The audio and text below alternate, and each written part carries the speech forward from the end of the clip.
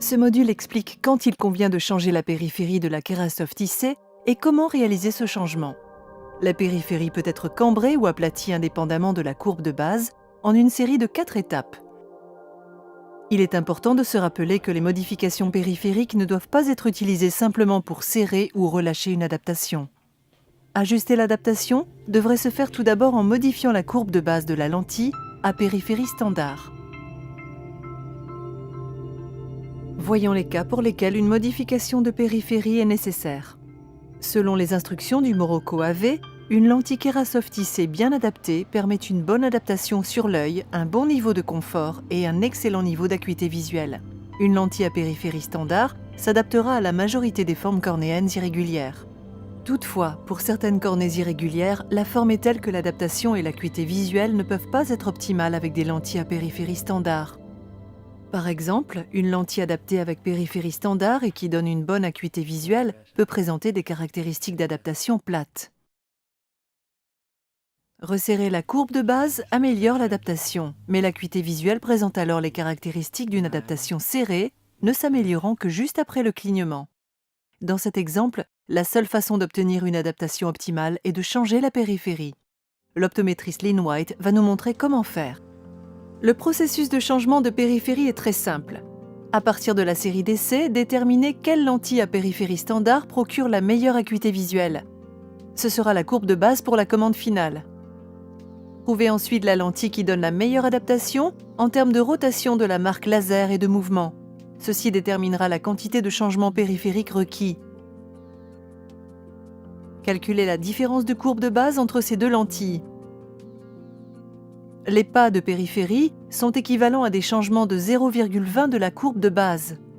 En utilisant la table de périphérie de la Kerasoft IC, sélectionnez la périphérie requise. Prenons un exemple. Si la courbe de base donnant la meilleure acuité visuelle possible est de 8,20, mais que l'adaptation est serrée, et que la courbe de base donnant la rotation optimale est de 8,60, mais avec une mauvaise vision, nous utilisons la table de périphérie de la Kerasoft IC pour calculer la différence entre ces deux lentilles. La lentille requise devrait être commandée comme 8,20 FLT2. La série d'essais comporte une lentille 8,20 FLT2 pour permettre aux professionnels d'essayer cette configuration lors du rendez-vous d'adaptation. Cette lentille peut être utilisée sur toute cornée où la périphérie est sensiblement plus plate que la cornée centrale, par exemple pour des cônes en téton modérés. La lentille devra être contrôlée de la même façon que pour les lentilles à périphérie standard, en suivant les instructions du Morocco AV. Voyons un deuxième exemple. Une lentille standard 8,60 peut donner la meilleure acuité visuelle mais présente les caractéristiques d'une adaptation plate en utilisant le Morocco AV. La marque laser montrera une rotation instable et un balancement marqué lors du regard vers le haut, et le bord de la lentille peut même se soulever. Toutefois, une courbe de base de 8,20 fournit la rotation optimale et une bonne adaptation, mais l'acuité visuelle présente alors les caractéristiques d'une lentille serrée, c'est-à-dire meilleure après le clignement. Calculons la différence de courbe de base entre ces deux lentilles.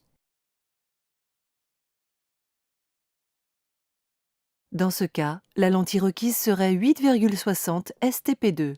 La série d'essais de lentilles Kerasoft IC comporte une lentille 8,60 STP2 pour permettre aux professionnels d'essayer ce type de configuration. C'est une lentille à géométrie inversée, particulièrement utile pour des cornées dans lesquelles la zone centrale est plus plate par rapport à la périphérie, par exemple dans des cas de cornée post-chirurgicale.